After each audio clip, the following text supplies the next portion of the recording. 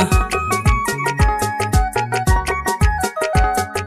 ɓiɓɓe adama jonde duniya sai muñal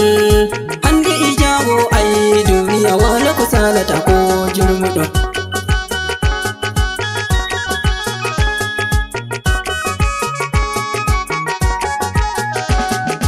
indema Allah am jawmirawo mi fuɗɗiri bedde salati ma dowruɗaɗo almuktari hawtuɓe alo en be sahabo mi siftori himɓe ɓe daraja habduɓe darnuɓe islama jurmuɗo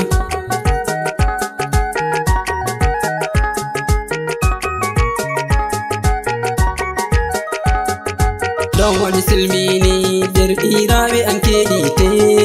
nane fameyam ko mi wi'ata jogite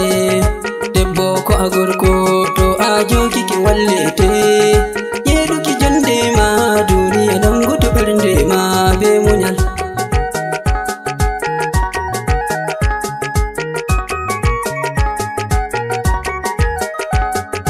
soyde e risku fu Allah wawɗo kokkayɗo tayo o hokkima ɓoyta amfa amayayɗo hutunorodi ndey lawol hayru a yewarɗo ko haƙiyamama marɗo a dullata ko heɓa ko jannatu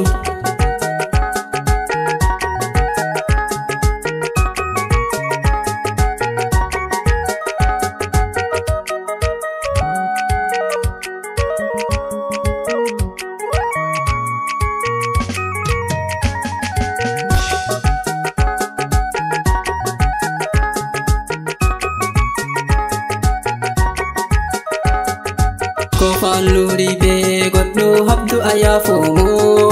ko an toñimo ko hanko toñima yafamo tayo a ɓurɗomo ɓi'a amfa a maɓɓaymo jonde e duniya alhaji wala ko salata ko jurmuɗo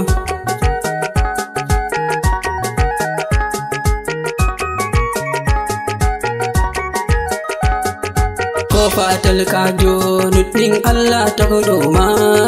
hanko tagoɗoma o haɗatama ko nyama ta jaɓu waɗum sam ɗum ko sorata yonkima ta jaɓu nastugo sikiret ko fako nandi ɗum wujjugo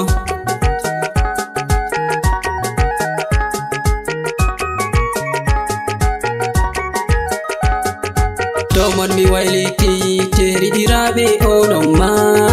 debbo hulu Allah ɗo tan gorko mo te'ima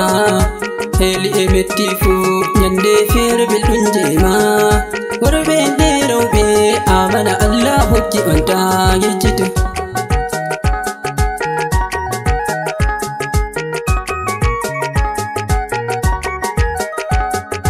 ɓiɓɓe adama jonde duniya sai muñal